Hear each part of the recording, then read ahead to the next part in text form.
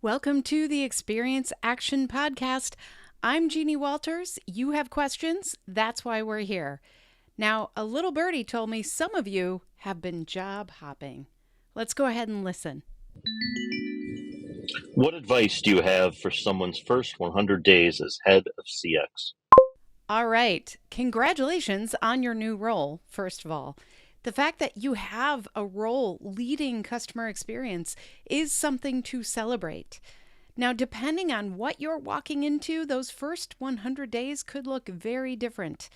You might be walking into a well-established customer experience program. You might be walking into something where they're just starting.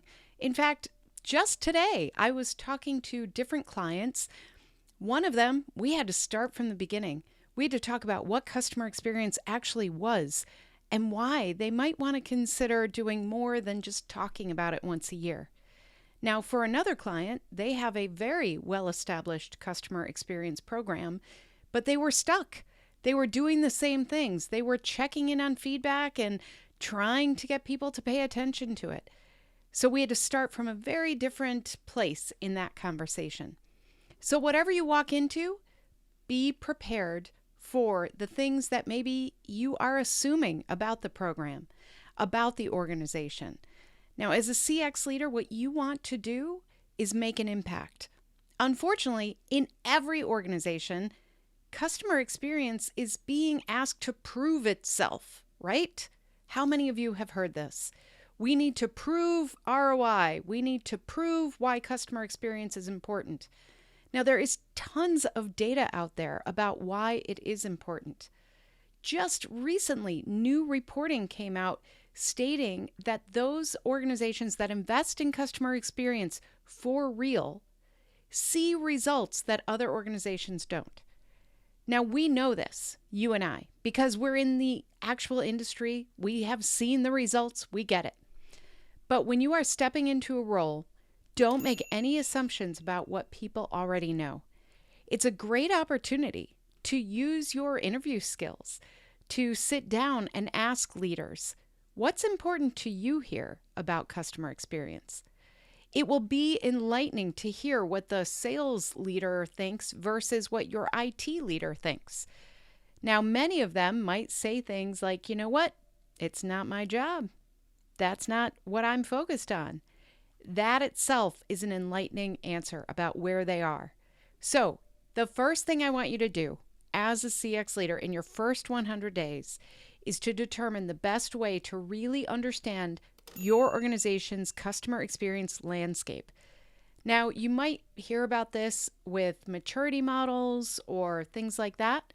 Whatever they've used there to gauge that, great. That gives you information. I want you to get your arms around, what does customer experience mean here at this organization? How are they measuring success? How do I want to measure success? How can I have an impact on the organization itself? This means making sure that you are looking at and understanding the overall organization's vision, mission, values, and then understanding how has that translated into a customer experience mission. How are they defining success and how have they achieved it in the past, or maybe not? So figure out, what are they really talking about when they talk about customer experience? That organizational CX landscape is so important. Now, another way to do this is if they have journey maps, take a look at those. Look for places where you can have an impact in those first 100 days. I always advise the leaders that we coach to think about, what are the quick wins first? And what is the vision that you're building?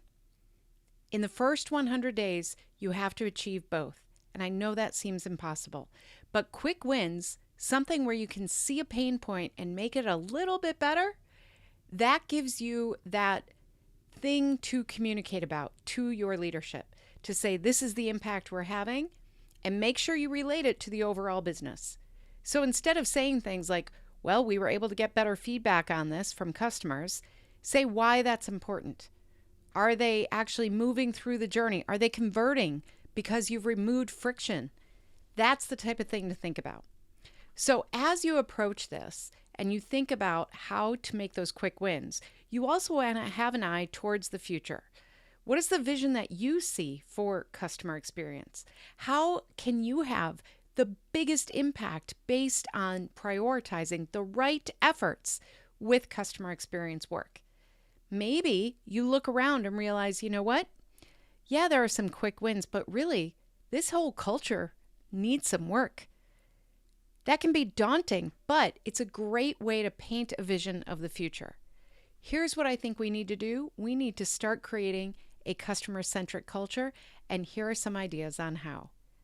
So once you have that big idea and you're looking for small wins and you're also really understanding what is the landscape within our organization, then you want to make sure that you're doing some things consistently. The first one, you need to build relationships. Coalition is so important. We need to get buy-in from leaders across the organization. This is not a one-person job. CX is a team sport. It requires collaboration across departments.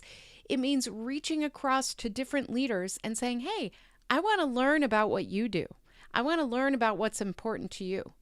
And then share with them how if you can build the right customer experience success, they win. It has to be a win-win. So instead of just talking about customers, instead of just talking about your KPIs or OKRs or goals or whatever else you call them, you want to include their goals and outcomes in those coalitions. That's how you build cooperation across the organization. So really look for CX programs that engage cross-functional support because that's what's going to win and succeed long-term. You also want to make sure that you are not only following what they've set up for customer experience success metrics, you want to make sure those are the right ones. And if not, you need to define the vision for why you want to change what is being measured. Remember, measurement is just measurement. It's not an outcome. This is probably the thing I see more and more at CX programs that maybe aren't as mature as they can be. They focus on a feedback metric like Net Promoter Score, and they say, that's our goal. We want to get that number up. But what does that number actually do? It's a measurement of something bigger. How have you defined that bigger outcome? Is it getting more customers into your pipeline? Is it getting more referrals? Is it lowering churn? Is it improving employee engagement? There are so many ways to really look at this that have a direct impact on the outcomes of your organization. And as you've heard me say before, every organization has at least two distinct goals. They want more revenue and fewer expenses. That basically summarizes every single business outcome. Now, yes, there are others. You might have a laundry list of outcomes that you're aiming for. But really, if you can make an impact on one or both of those two levers, you will prove the return on the investment. So that's what you want to look for. So make sure that you are defining your customer experience success metrics in a way that is related back to your organizational goals. And if you have to make some changes, start making your case now that you need to make those changes, because those changes can take a long time. We have invested in an NPS program. We have invested in tools to actually collect that information and gain those insights. You might have a stable full of analysts. All of that can still be valuable. We need to paint the picture of how.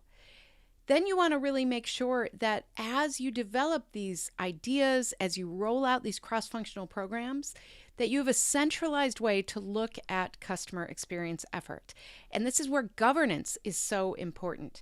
So really assess your CX governance structure, look for who needs to approve what, how do we make sure that we're not over sending surveys, how do we make sure that we're prioritizing the right insights. All of that is so important. We use something called a CX team charter that can be very, very helpful. We have some ideas for you on the site at Experience Investigators, so check out our Learning Center for more about that. But as you step into this role, you have to really be looking for how can we make sure that whatever we build is not going to spin out of control. How many of you, as I'm talking to you, think about the fact that maybe in your organization, You have surveys going out over here, you have surveys going out over there, and that's because we didn't take the time to really centralize this idea of governance from the beginning. This is your opportunity, starting this new role, to really take that on and make sure you're set up for success for the long term. And then finally, you probably need to build a team. You probably need to look for how can we build the most effective team in the most efficient way. I would love to give you a magic wand and say, hire whoever you want, but that is typically not the case in our world. Customer experience rarely has the resources we need, even though it's often called a priority. So we have to get scrappy, folks. What that means is we have to look for what can tools do for us? How can we automate? How can we build those cross-functional coalitions to get some help throughout the organization? And how can we get that leadership buy-in to add to that team? So if you have certain priorities, if you've built out your customer experience success statement, which I highly recommend you do, you have tied organizational goals and leadership goals back to what you want to invest in for the customer experience. If you've done all those things and you realize that, you know what, you can't do this without a certain tool. You can't do this without a certain team member. Now is the time to start making your case.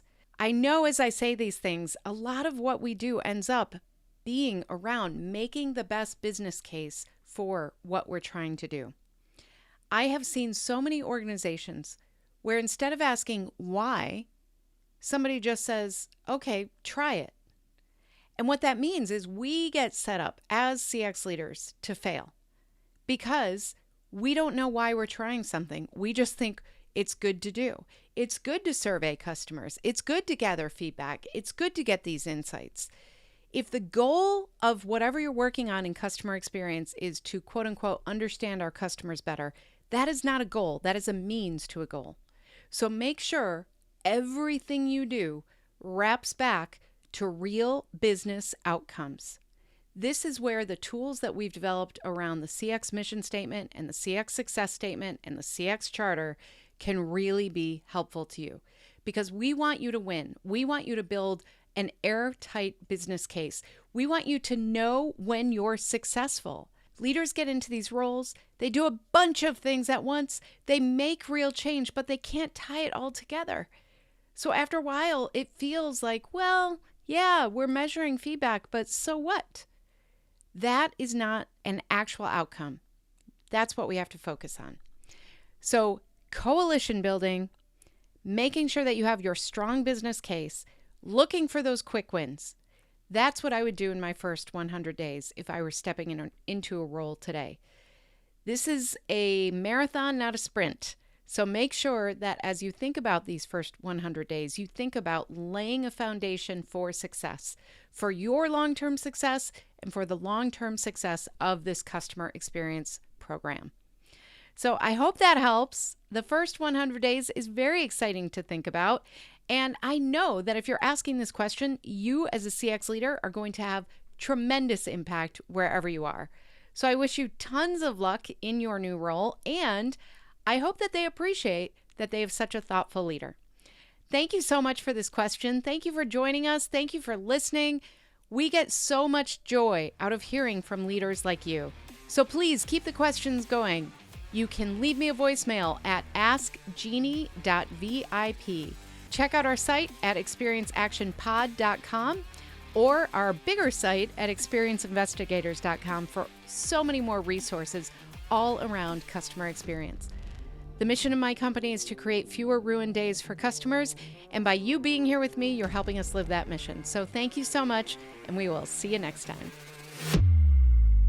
To learn more about our strategic approach to experience, check out free resources at experienceinvestigators.com, where you can sign up for our newsletter, our Year of CX program, and more. And please follow me, Jeannie Walters, on LinkedIn.